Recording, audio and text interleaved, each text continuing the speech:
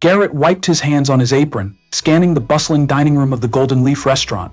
It was a Friday night, the kind that stretched long and tense, each table demanding perfection.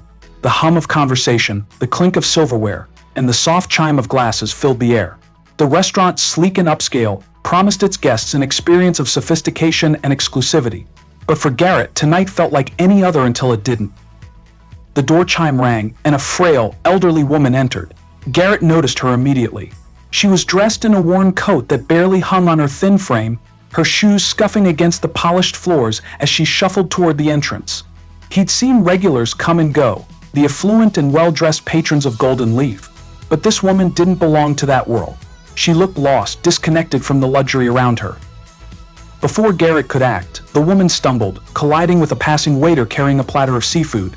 The crashing sound of plates and the scattered mess of food drew the attention of every diner in the room. A silence settled briefly over the space before murmurs erupted.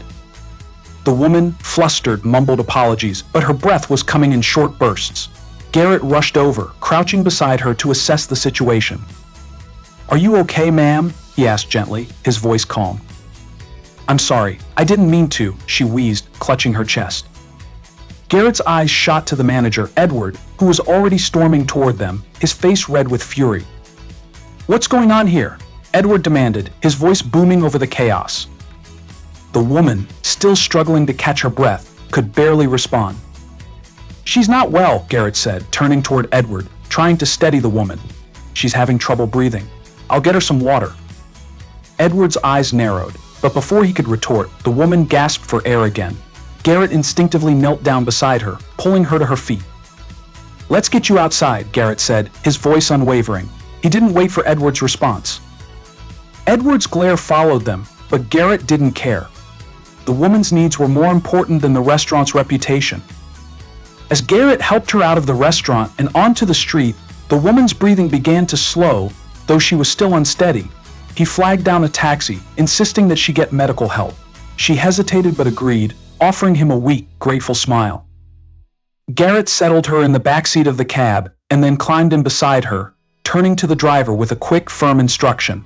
"Take her to the hospital," he said, feeling a sense of quiet satisfaction. As the cab pulled away, Garrett's phone buzzed in his pocket. He pulled it out only to see a text message from Edward, "You're fired."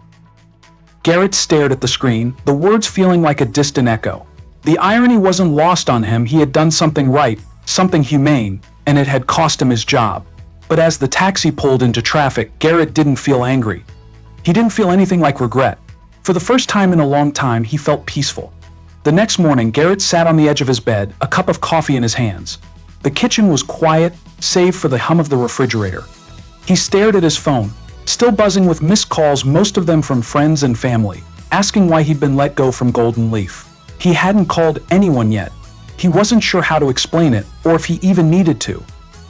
He had acted without thinking last night, helping a stranger in distress. The consequences of that decision had come swiftly. Fired. But it didn't bother him the way he'd expected. In fact, he almost felt lighter, as though something that had been weighing on him for years had lifted. There was a knock on his door. Garrett set his coffee down, wiped his hands on his jeans, and walked to answer it. Standing on the other side was an unfamiliar face, a tall man in a crisp suit. The man smiled warmly. "Garrett, I presume?" Garrett's brow furrowed. "Who are you?" "I'm Brett," the man said, offering his hand. "I'm with the charity Carol and I run. She mentioned you from last night. Can I come in?" Garrett hesitated before nodding, stepping aside to let him enter. "I know this might seem a bit sudden," Brett began, settling into a chair, "but I wanted to talk to you about something.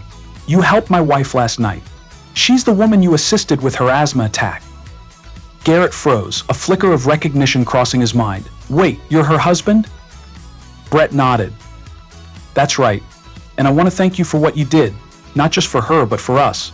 What you did last night, it was no accident. We were testing something. Testing people, really."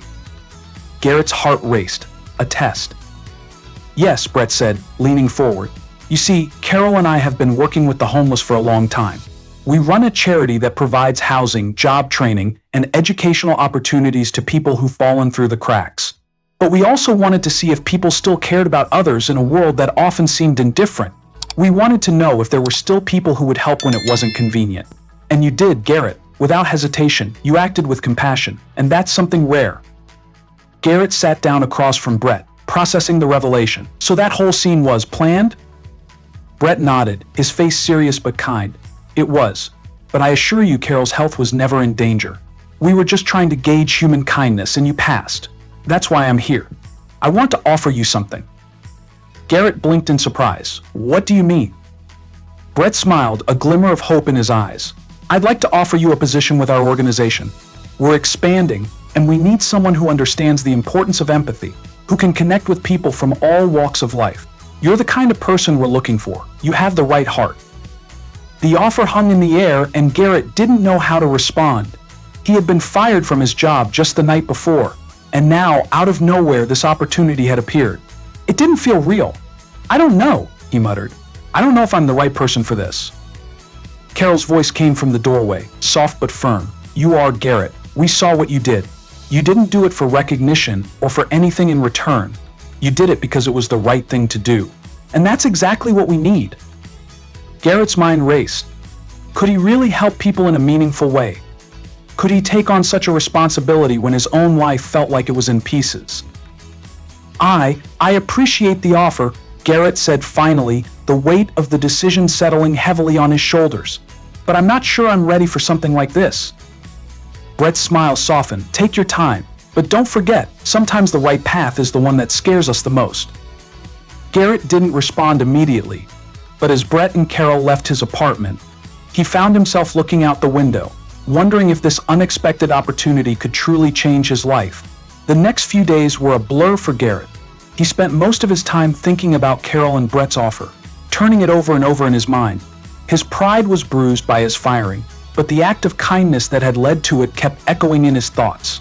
It wasn't just the decision to help that stuck with him, it was the realization that in doing so, he had felt something he hadn't in years: purpose. For years, Garrett had worked at the Golden Leaf, feeling like a cog in a machine that valued image and perfection above all else. He had been a good waiter, efficient and courteous, but he'd never been given much beyond that until last night.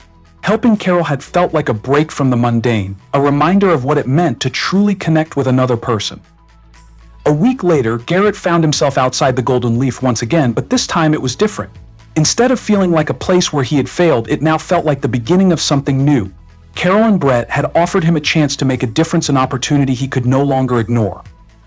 As Garrett stepped into the restaurant, now transformed by the charity's vision, he marveled at how much had changed. The sterile, white tablecloth environment had been replaced by artwork on the walls and a more relaxed atmosphere. There was a new energy, a welcoming one. Even the staff had undergone a shift in training, taught to engage with guests and potential charity clients, not just serve. Carol was there to greet him, her smile wide and welcoming. You made it, she said, guiding him into a meeting room where several volunteers were already gathered. Garrett took a deep breath and stepped forward. This was his chance. The next few months passed in a whirlwind of activity. Garrett took the position offered by Carol and Brett, becoming deeply involved in the charity's new training program for homeless individuals. He helped launch an initiative that would offer housing, job training, and educational resources, all designed to give people who had been overlooked by society the tools they needed to rebuild their lives. But the most transformative part of the program was the partnership with Golden Leaf. What had once been a symbol of exclusion now became a beacon of hope. Every month, a portion of the restaurant's revenue went toward funding the charity's programs. The Golden Leaf became a training ground for individuals in need, offering real-world experience in hospitality, customer service, and life skills. Garrett, once just a waiter, was now leading the effort to help people re-enter the workforce. He worked alongside chefs, bartenders, and waitstaff, teaching the homeless men and women he'd come to know the skills they needed to succeed. The Golden Leaf had transformed, not just physically but morally, into a symbol of compassion, inclusion, and redemption. One evening, as Garrett stood at the front of the dining room during a charity event, he watched a former homeless man, now working as a server, greet guests with confidence. The man had been a part of the program for several months, and his transformation was nothing short of remarkable. Garrett smiled to himself, realizing that this was the work he was meant to do. His life had found purpose, not in the polished plates of a high-end restaurant, but in helping others rise up. It wasn't just about serving food anymore, it was about giving people the chance to rebuild their lives, to reclaim their dignity. As he looked around the bustling room, the glow of hope shining on the faces of the people he had helped, Garrett realized that in losing his job at Golden Leaf, he had found something far greater, a chance to change lives, including his own. The Golden Leaf wasn't just a place for food anymore. It was a place for second chances, a place of healing. And Garrett was at the heart of it all, helping people, one day at a time, to rediscover their worth. In that moment, he knew the choice had been the right one. The restaurant, the charity, and Garrett's own journey were all intertwined, forever changed by a single decision, a decision to act with compassion, no matter the cost. And for the first time in years, Garrett felt like he was exactly where he was meant to be. So if you love the story, be sure to subscribe, hit the bell, and comment below. Your interaction helps us grow.